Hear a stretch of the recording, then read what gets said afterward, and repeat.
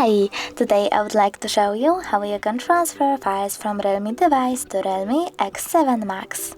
First of all, go into Play Store on both of them. Now click on the search bar, type Send Anywhere and download this app from this developer. After that, open it.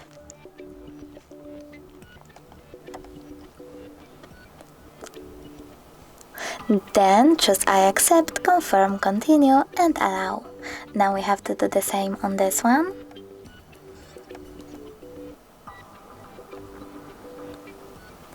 So I accept, confirm, continue, allow. Now choose receive on Realme X7 and send on Realme. Then click on all of those dots and choose send in order to send all of your files. It will take some time though, so I will only go with this one photo. Choose send and click got it. From here we have two ways to connect. You can input this key over here and choose receive or scan QR code. If you wish to scan it, tap on the scanning icon over here, choose while using the app or only this time and point your device's camera at the code.